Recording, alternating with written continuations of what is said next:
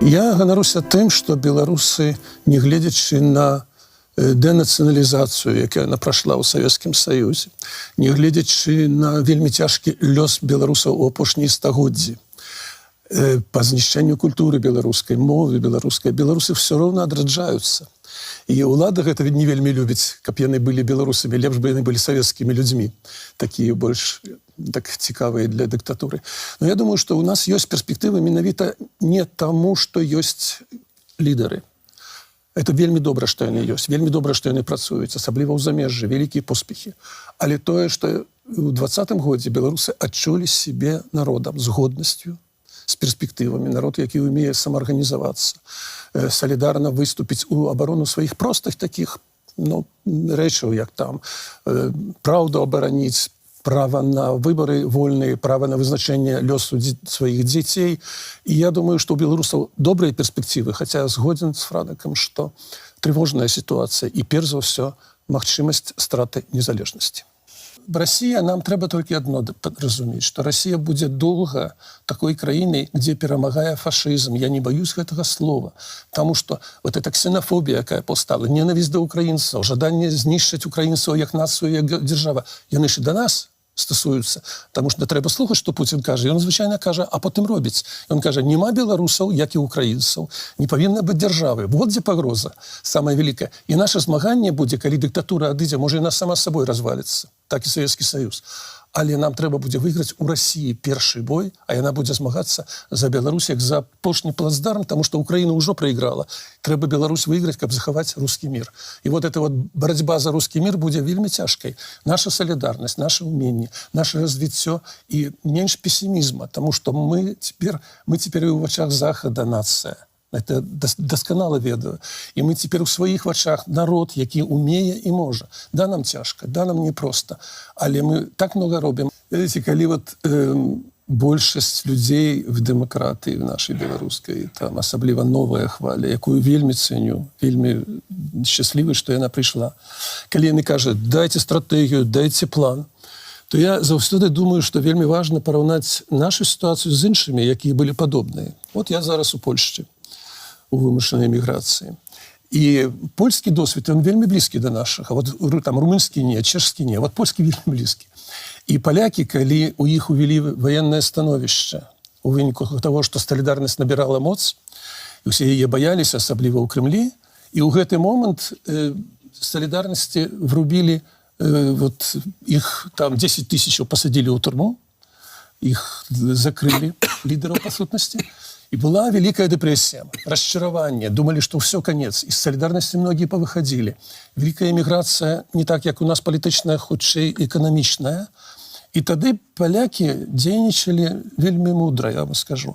Яны не строілі планаў, калі перамогуць зло камуністычнае ў Польшчы, калі перамогуць Савецкі Саюз. Ось. Яны проста пад уздзеяннем, ёсць такая суперпесня,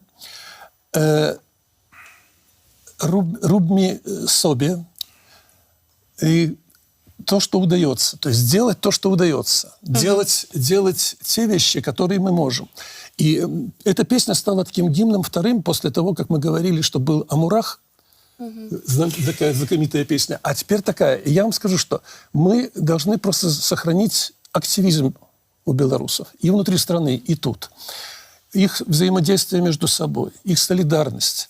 Но нельзя сегодня сделать план, последнее скажу, почему нельзя сделать план? Потому что решается судьба Беларуси не только от нас. В первую очередь, конечно, мы будем решать, будет она независимой или нет.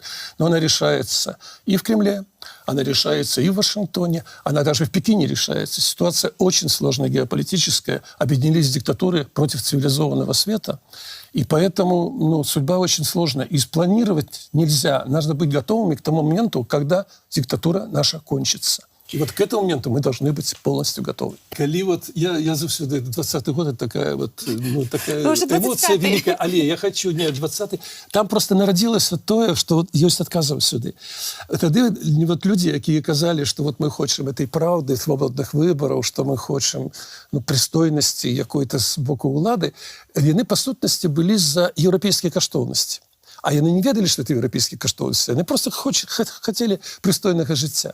І все ж таки у нас рэвалюцыя была не за хлеб, не за зарплату, хотя многим не хапала, а это было за Европу по сутности. И не все одразу зразумели, зараз люди большасць уже разумеюць, что наш шлях – это поступовое не поход у Европу, а вертание у Европу, бо мы гістарычна, ментальна, мы европейцы, и это, каждый из нас это разумеет. Тому я думаю, что тут кажут, что где ваша конкретика. Видите, кожная громадская организация, кожная партийная организация, кожная инициативная группа, якая робит там разные речи у экологии, у культуры, у адраджэнні мовы и так далее.